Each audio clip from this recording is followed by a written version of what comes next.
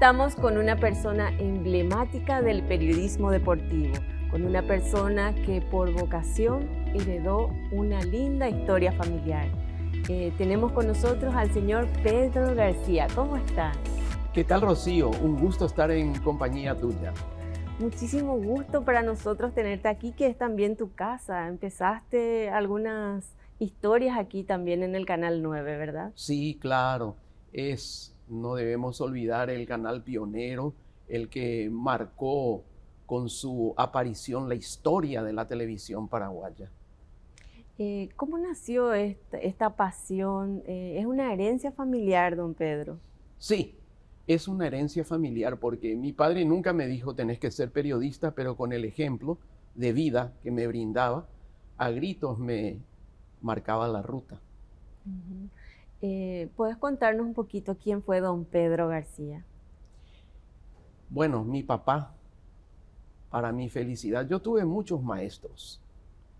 Me considero un bendecido de haber tenido maestros como, empezando en casa, mi padre, tanto para la vida como para la profesión, y siguiendo en el trabajo como Néstor Romero Valdovinos, Fernando Casenave, José Antonio Bianchi, Carlos Alberto Gómez, Gustavo Con, bajo cuya dirección tuve que trabajar en distintas épocas de mi vida y me marcaron realmente porque han sido excepcionales comunicadores. Este año cumple 80 años Corporación Deportiva Fénix. 90, 90 años. sí. Se formó en el año 1935 cuando mi padre empezó a transitar por el periodismo deportivo.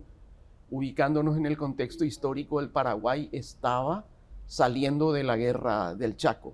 Eran los primeros meses después de firmarse la paz del 12 de junio y el 16 de noviembre apareció en Radio Prieto, una radio emblemática que tuvo también una gran participación en el aliento de nuestras tropas durante la guerra con Bolivia. Aparecía el primer programa deportivo netamente, porque hasta entonces la radio, que estaba todavía en sus comienzos, eran aisladas manifestaciones las que se apreciaban en la temática deportiva. Justamente tenemos un material que se preparó para uno de los aniversarios de Corporación Deportiva Fénix. Vamos mostrando y vos nos comentás más o menos las etapas que Sí. fueron pasando. Carlitos Gómez, un maestro, una gran persona, un relator incomparable, para mí el mejor de los relatores de todos los tiempos del periodismo paraguayo. Ahí en un reportaje con uno de los integrantes de una selección paraguaya, siendo él muy joven aún. Él empezó a los 16 años, un niño prodigio, se puede decir. ¿Era relator deportivo el más grande de la época? Sin duda, sin duda. Sí, se formó al lado de otro gran maestro como fue Ovidio Javier Talavera, que marcó todo un estilo en la narrativa deportiva. ¿Muchos le imitan, siguen sus pasos o no hay uno como él? Sí, pero como dijo Carlos de la Púa, refiriéndose a Arsenio Erico, cuando nació se rompió el molde. Entonces, por más que se quiera, no puede haber otro igual. Es único. ¿Y cuando murió, por qué tanta gente se conmocionó? Por el afecto que el público le tenía, le tributaba, y además porque ocurrió ese episodio tan triste en el momento cumbre de su carrera, cuando tenía el más alto índice de audiencia jamás registrado antes o después en la historia de la radiofonía paraguaya. Él hacía televisión acá, justamente también estuvo mucho tiempo en el Sistema Nacional de Televisión, al lado de otro gran periodista que fue su hermano, Juan Ángel, también lamentablemente ya fallecido, con quien tuve ocasión igualmente de compartir programaciones en televisión. Y Gustavo Con fue el que tomó la posta que dejó Juan Ángel, justamente. Fue un periodista polideportivo, que es lo que yo siempre destaco, que debe ser el comunicador. No hablar de un solo deporte, sino conocer y difundir todos. Gustavo además manejaba muy bien el inglés y eso le permitía sobresalir, resaltar al tener la posibilidad, cuando todavía no estaba internet, de conocer a través de publicaciones internacionales muchas cosas que la gran mayoría o la casi totalidad de los comunicadores no manejábamos. Con él también aprendimos que los deportes amateurs también son importantes y son los que crean mayor emoción de repente, ¿verdad? Los mal llamados deportes menores dan las alegrías mayores, efectivamente. Sí. Así es. ¿Y tuviste alguna anécdota con él? Sí, con Gustavo trabajamos muchísimo tiempo, tanto en este canal como en otros medios, y cuando empezaban ya a aparecer las redes sociales, los primeros pasos de internet, transmisiones por cable, mucho trabajé con Gustavo y verdaderamente puedo decir que guardo el mejor de los recuerdos de él. Se fue muy joven. Qué cosa curiosa en el Paraguay, con grandes figuras de distinta índole, de distintos quehaceres. Un Manuel Ortiz Guerrero, un Maneco Galeano, fallecidos muy jóvenes cuando todavía pudieran tener mucho más por brindar. Carlos Alberto Gómez, Gustavo Con, pasó lo mismo. Y en los deportes, ¿vos tuviste algún trabajo especial con Gustavo Con también para los deportes menores? ¿No querés decirle deportes menores? ¿Cómo le llamas? Y deportes amateurs, pero que ya no son tampoco amateurs, que es lo que me decía siempre Gustavo, ya no son deportes amateurs. Los mal llamados, diría yo, deportes menores que dan las alegrías mayores. Trabajamos mucho en boxeo, en tenis, por sobre todas las cosas, en básquetbol. Hay un relato emblemático de Gustavo, que es el doble de Carlos Sanelato en el segundo final de un partido, en una final que le ganó San José a Olimpia. Fue el primer título que ganó San José en básquetbol. Espectacular, una descripción fantástica. Así como cualquier relato de Carlos Alberto Gómez lo es. ¿Y hay otra foto más? ¿Algún recuerdo que te traiga don Julio del Puerto? Muchos. Muchísimos años trabajamos juntos en radio especialmente. Un gran maestro. Trabajó con Carlos Alberto Gómez formando una dupla excepcional, pero él ya era destacado antes del advenimiento de la radio que revolucionó el ambiente radiofónico en nuestro país, que fue 1 de marzo, muy bien calificada por el genio de la producción, el querido amigo Beto Duarte, como la nueva era de la radio. Antes de eso, ya Julio del Puerto formó una gran dupla con Fernando Casenave. Después con Ovidio Javier Talavera. Tuvo a su lado los más grandes relatores. Finalmente a Julio González Cabello, otro destacadísimo relator deportivo y gran amigo también, con quien tuve el gusto igualmente de trabajar. Y Julio del Puerto fue un maestro. Indudablemente marcó la ruta de la crítica deportiva, del comentario deportivo. ¿Alguna enseñanza que te dio particularmente estas personas que ya nombraste? Yo sobre todo me recuerdo de mi primer maestro en el periodismo escrito, que fue Néstor Romero Valdovinos, un gran comunicador, un gran periodista, un gran escritor, un gran literato, una gran persona, que nos recomendaba, siempre le veíamos con algún libro entrando en la redacción, y nos recomendaba: lean. Pero maestro, ¿qué es lo que tenemos que leer? Todo, desde el almanaque Bristol hasta el Quijote. El almanaque Bristol era un librito anaranjado que no llegaba a tener 50 páginas y era chiquitito, el tamaño de una mano tenía. Y todo lo que traía era el santoral y las fases de la luna, nada más.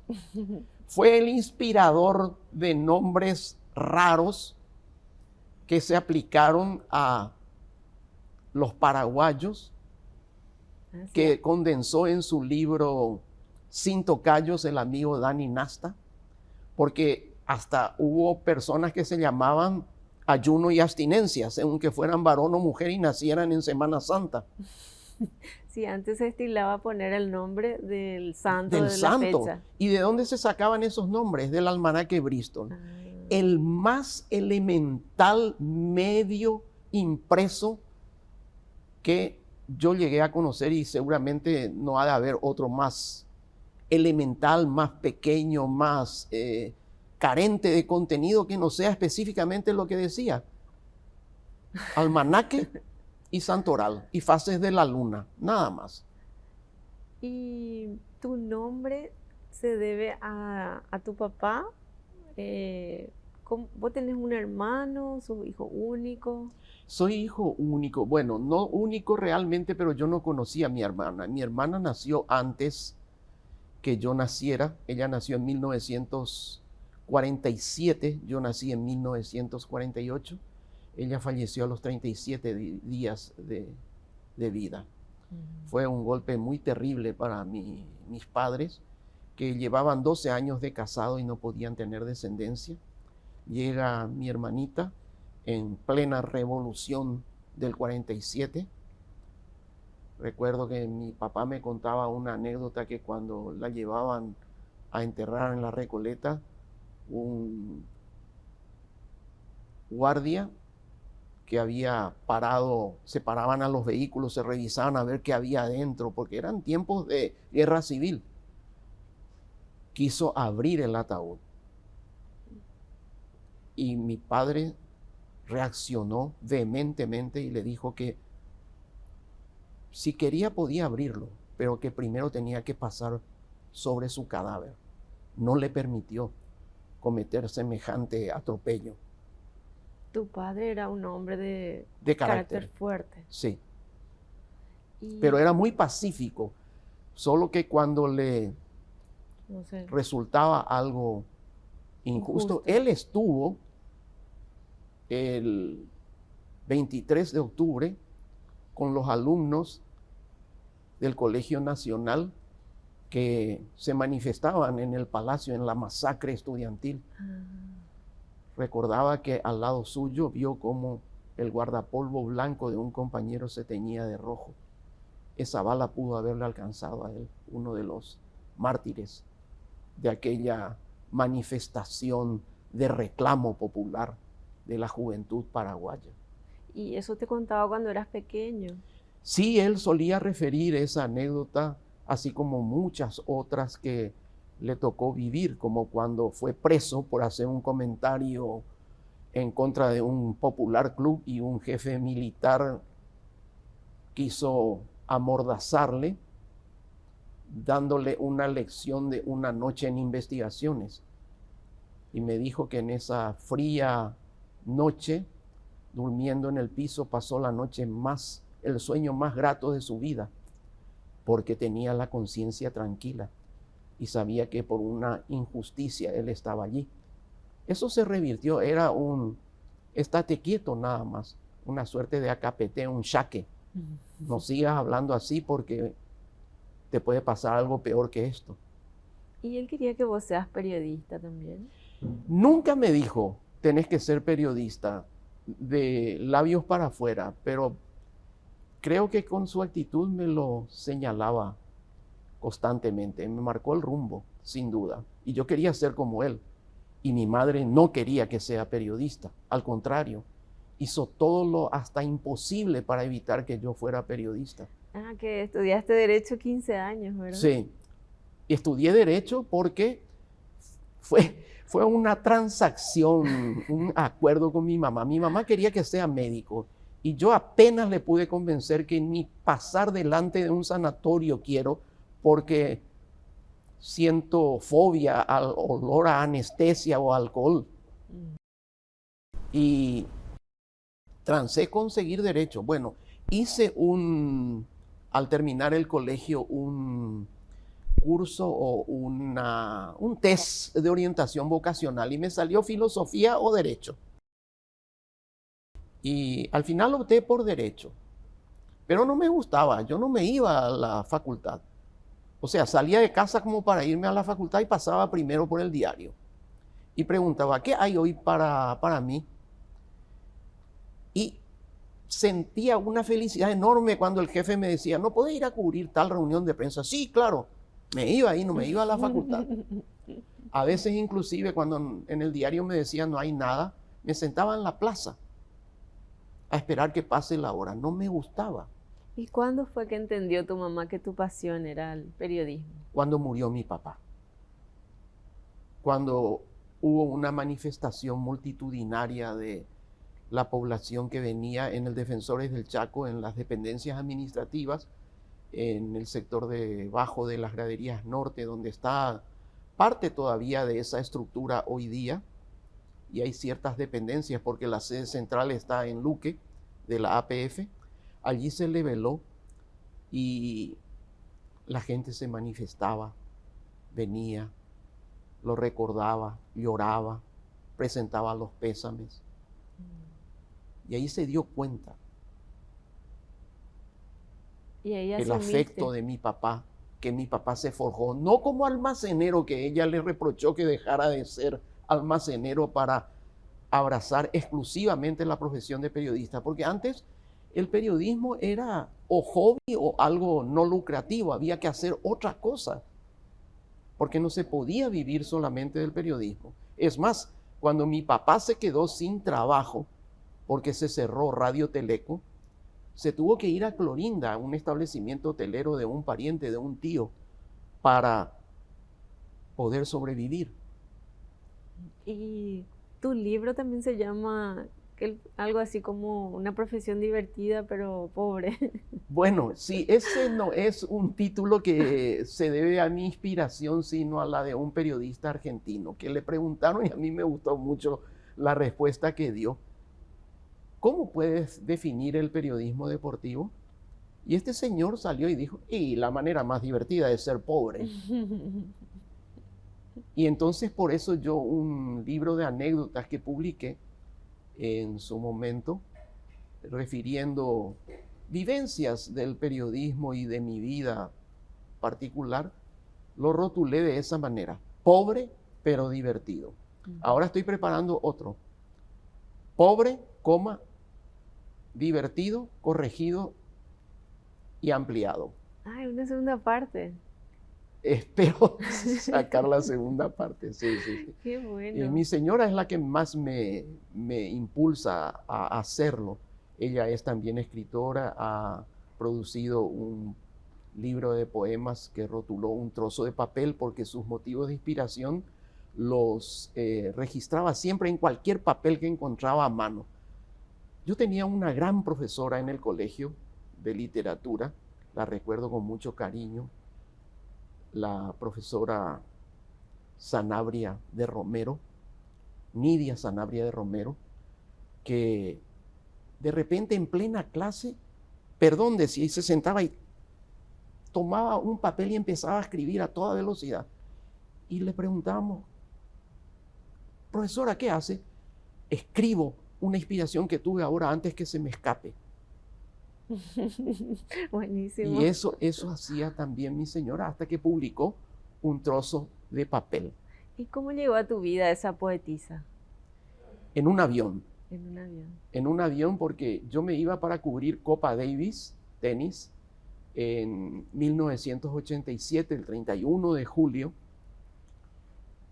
Viajaba a Venezuela y ella de vacaciones se iba a conocer a su primer sobrino, hijo de una hermana que residía en Panamá. Y en el vuelo entre Lima y Panamá estaban vacíos los dos asientos al costado de la ventanilla que yo ocupaba. Vino y se sentó ella. Y las 3 horas que duró el viaje, era de madrugada, permanecimos los dos despiertos hablando. Y cuando ella se levantó para irse, se despidió, yo le dije, le pido a Dios que te pueda volver a ver. Así nomás. Qué lindo. Y bueno, no había internet, no había telefonía celular, no había redes sociales, nada de eso. Todo era cartas. Y el correo tardaba, a veces tardaba una semana, que era poco en comparación con otros tiempos en que tardaban meses en llegar las cartas. ¿Y cómo tomaste sus datos? Y Ah, después no, pasaste? eso sí. Y un querido amigo que lamentablemente falleció hace poco tiempo, Carlos Báez Rodríguez, un gran publicista, un gran amigo, me dijo: vos estás casado porque por suerte no perdiste la agenda, porque yo era especialista en perder agendas y teléfonos ahora. Y bolígrafo. Bolígrafo ni qué decir, ¿verdad? Bueno, y no perdí la agenda y tenía ahí su dirección, ella anotó la mía. Cuando yo llegué a Asunción de vuelta, ya tenía una postal de ella, y ella al volver a Lima encontró una postal mía también, y así empezamos a comunicarnos. Hablar por teléfono se podía, pero era carísimo, costaba $4 el minuto. Apenas Año Nuevo y en los cumpleaños: hola, ¿qué tal? Muchas felicidades, chau.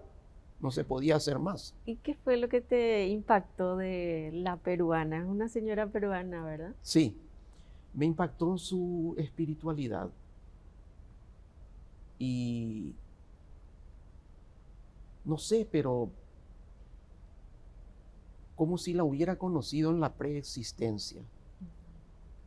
Y ella justamente influenció para que yo pudiera abrazar la religión que hoy día es la de la familia, de los esposos y de nuestras hijas, que es la Iglesia de Jesucristo de los Santos de los Últimos Días. Y ahí se habla de la preexistencia. Que se conocían de antes. Claro que como espíritus nosotros existimos antes de tener este cuerpo, que es el que hoy día nos está haciendo pasar por un tiempo de prueba, pero acá no termina nuestra vida. No empezó aquí ni termina aquí en esta tierra. Empezó antes y va a ser por toda la eternidad después. Porque así como Jesucristo resucitó y nos dio la posibilidad de hacerlo también a todo el género humano, nosotros que somos hechos a imagen y semejanza de Dios el Padre y del Hijo Jesucristo, vamos a poder disfrutar de lo mismo. Seguimos aquí con don Pedrito García. Contanos un poco el secreto para mantener tanto tiempo el amor. Ya vinieron las hijas también después, que hace como una conjunción muy hermosa dentro de tu historia, don Pedro. Sí, yo creo que es muy difícil a veces compartir trabajo y familia. Nosotros muchas veces no tenemos cumpleaños, no tenemos Año Nuevo, Navidad, Pascua. Si hay un gran espectáculo que coincide, la profesión nos lleva ahí. Y ese es un factor que mucho perturba la relación de pareja. Pero cuando tratamos de buscar un punto de tolerancia, que la tuvo en grado superlativo mi esposa, o sea que no es mi mérito ese, porque yo, al contrario, soy un enfermo del trabajo y muchas veces priorizo antes que la familia, ¿verdad? Se puede lograr. Ella jocosamente me dice: te vas con la otra, me dice. O sea, con la computadora o con la cancha o con la cobertura. Vos tenías o tenés el espacio en tu casa Sí. de la radio, ¿verdad? Mi papá ya lo tenía y eso también pudo haber sido un factor grande de influencia en abrazar esta profesión. Él se daba cuenta que a mí me gustaba y me armó un pequeño estudio de juguete.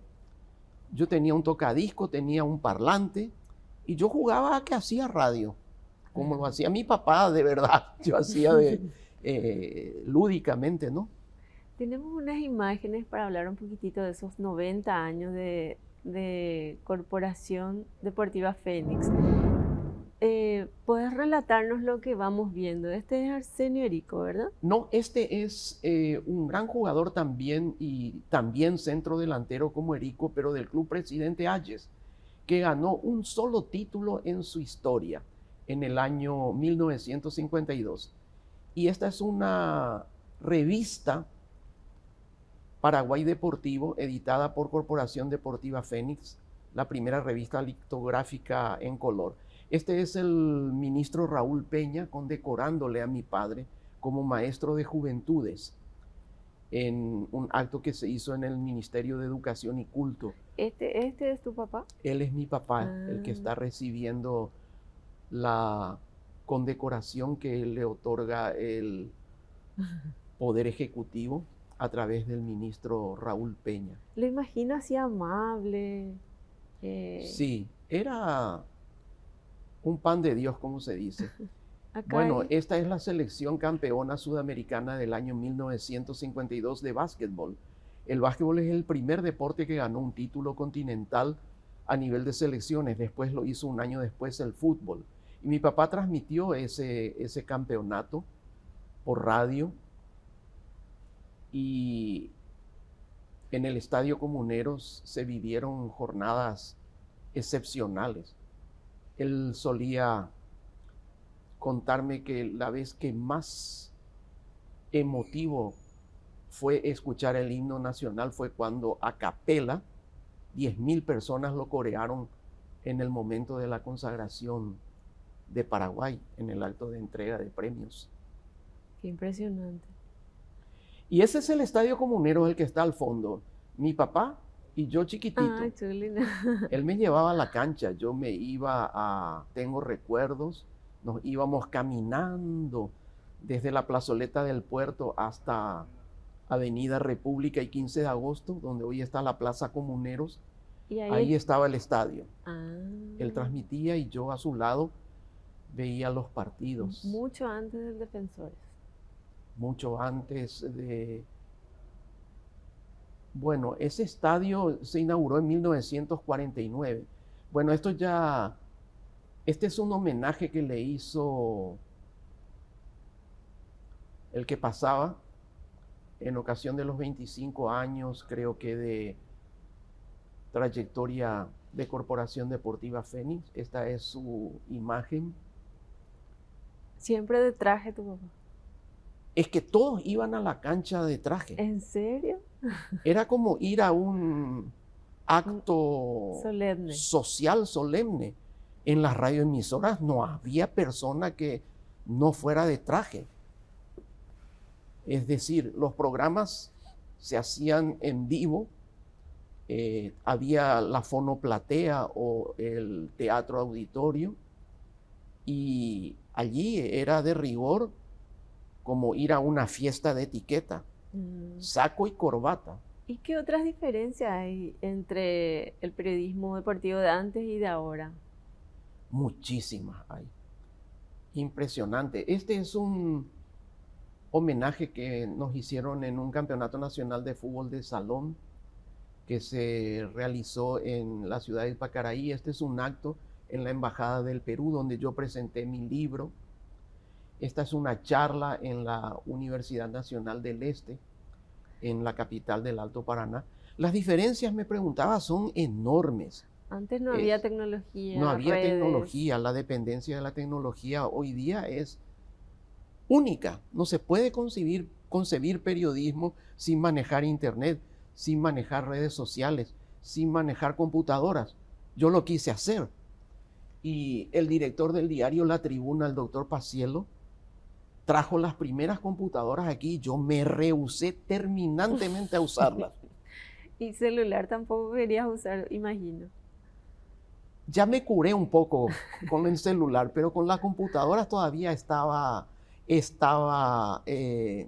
sin la vacuna de la necesidad de usar. ¿Y escribías a mano o no, a máquina de escribir escribíamos, sacábamos en una cuartilla, en un papel, nuestro escrito y le entregábamos a la gente del taller que procesaba en unas, ya en la era offset, antes se usaba en plomo, linotipos, después ya se usaban máquinas componedoras que sacaban unas cintas que por otra procesadora daban la matriz para pasar a la imprenta. Y yo tenía la peregrina teoría que era un modo de evitar que haya que pagar más personal. Entonces el propio periodista redactaba en el proceso final que iba a la impresión sin necesidad de que aparezca el intermediario que era el componedor. Sí. Pero el doctor Paciello en vano me intentó persuadir a que lo haga, hasta que me fui a las Olimpiadas, a los Juegos Olímpicos de Seúl 1988 y pedí máquina de escribir. Y me dijeron si quería ir a un museo. Había 1000 computadoras en la sala de prensa gigantesca de Seúl 88. Ni una sola máquina de escribir. Cuando acá, en el Paraguay, era al revés. Formábamos cola para usar la única computadora que tenía internet, ya tiempo después, me refiero, en el diario Última Hora. Y en Seúl ya había, ¿cuántas? 1000 máquinas. Yo me acuerdo que hablé con el jefe de la sala de prensa y le dije, ¿qué hago? Bueno, señor, acá le podemos dar nociones básicas, le puede ayudar. Tenemos unos pocos operadores que están para corregir algún problema que tengan las máquinas, pero por favor, usted tiene que aprender eso y maneje usted.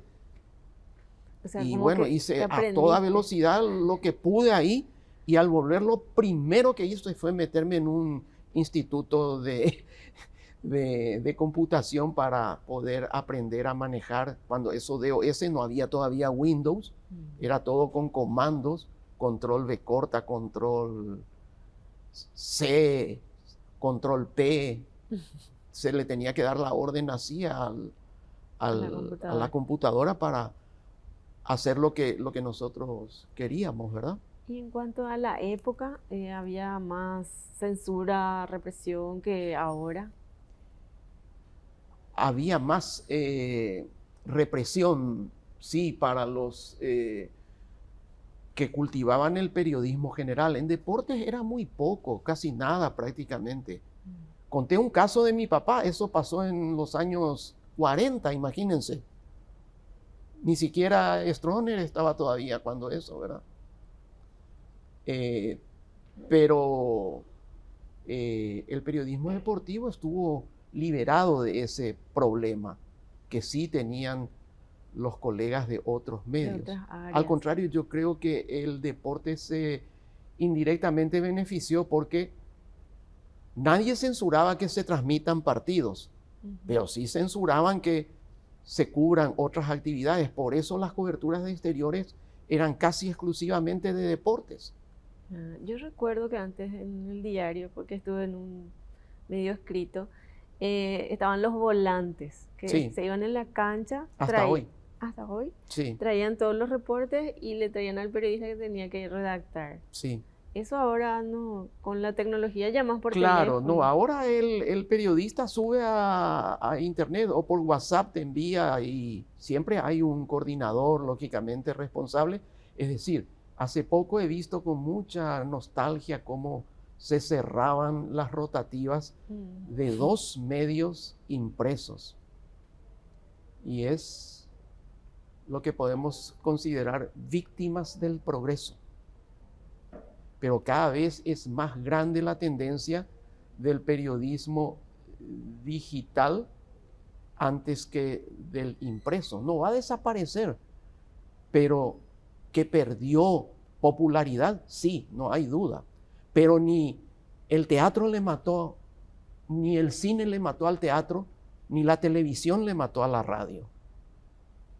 ¿Y para va vos? A seguir el periodismo impreso, yo pienso, pero es de todos los que sufrieron cambios, el que más afectado se encuentra.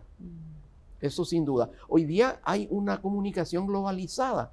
Hay radios que tienen páginas integrales que son audiovisuales, que son escritas digitalmente, lógicamente, Y hoy un medio que era solamente canal de televisión tiene su señal de audio solo o tiene señal audiovisual, presenta una web con gráficos, con escritos, o sea que todo está ya integrado.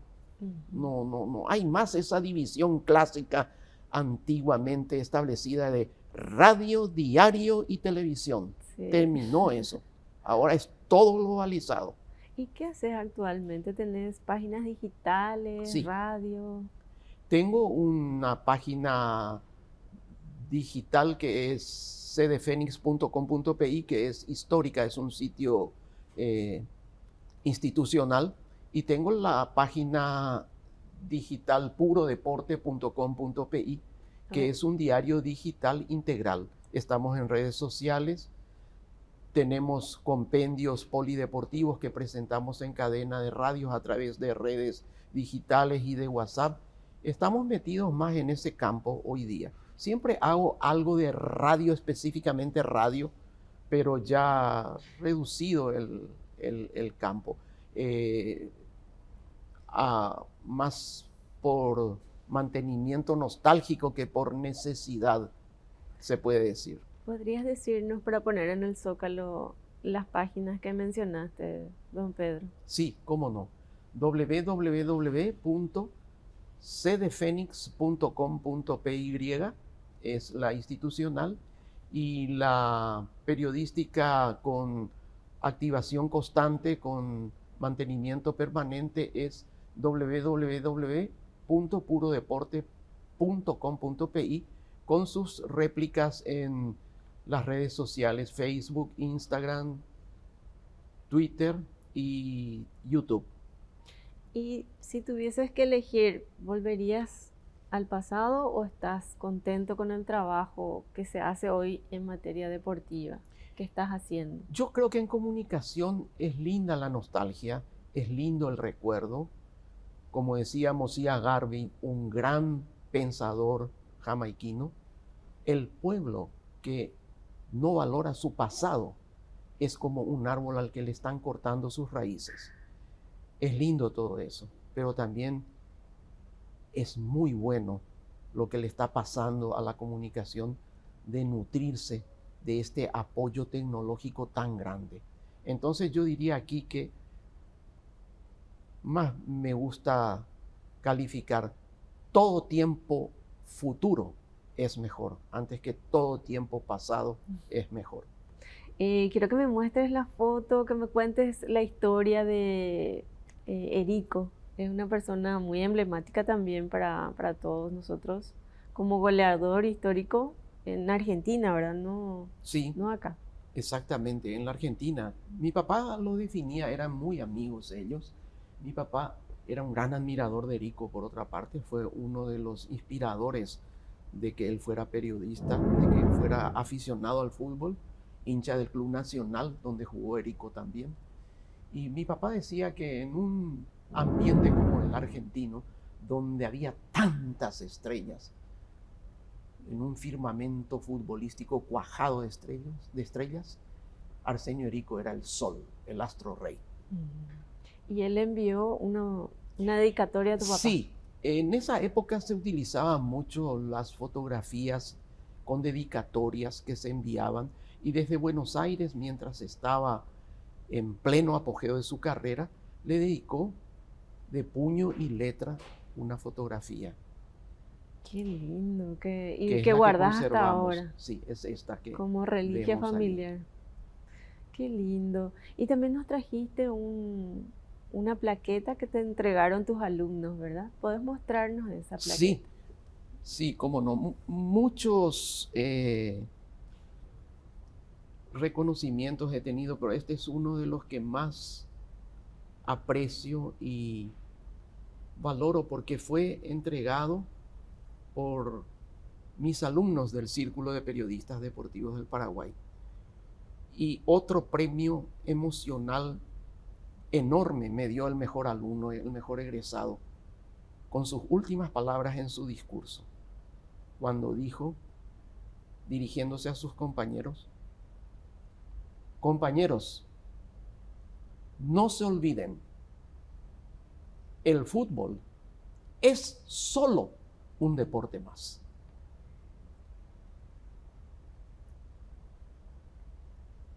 Ahí me di cuenta que mi prédica, que los mal llamados deportes menores son los que nos dan las alegrías mayores y a gritos reclaman más espacio en los medios, deben ser los que también nos ocupen, aparte del deporte rey, por supuesto, que es el fútbol.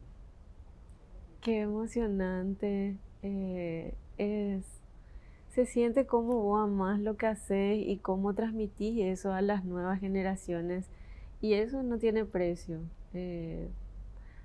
Esa anécdota yo creo que es la que más guardas en tu corazón, ¿verdad?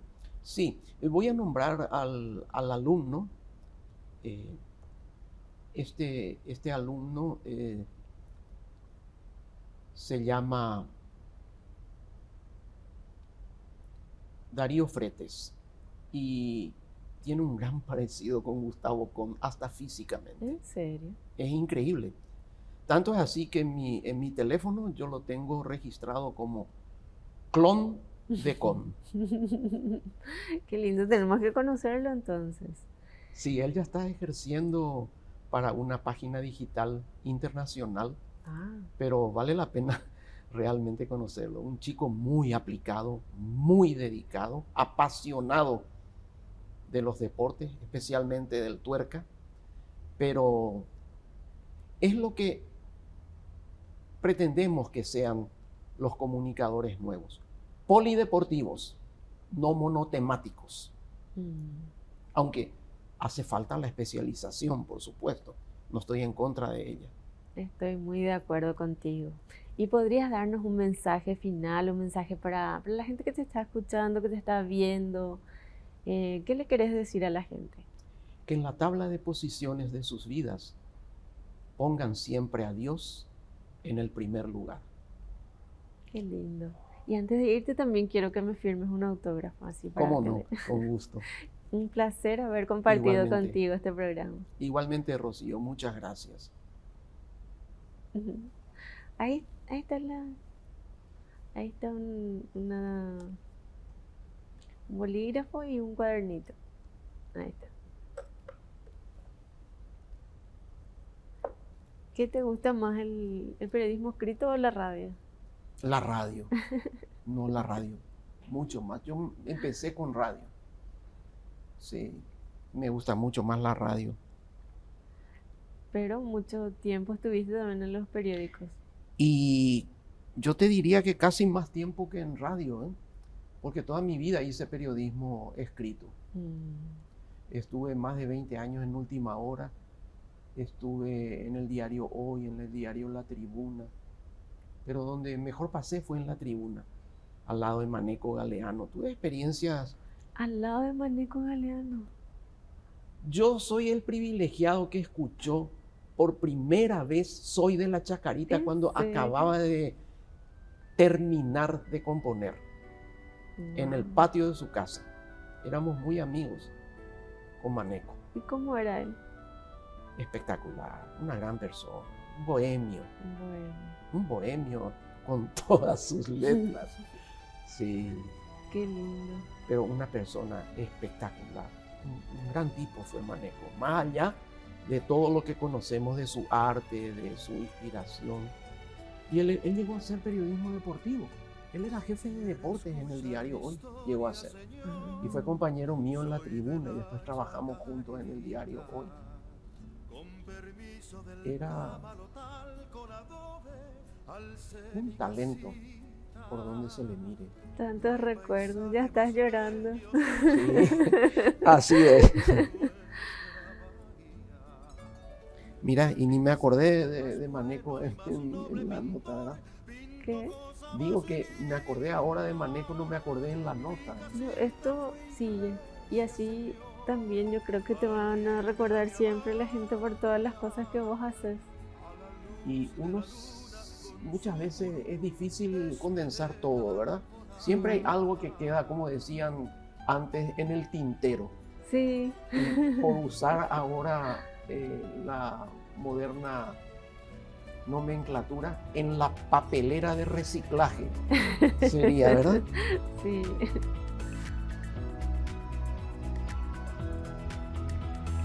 Gracias por la entrevista. No, a ustedes sí, yo pasé muy grato momento.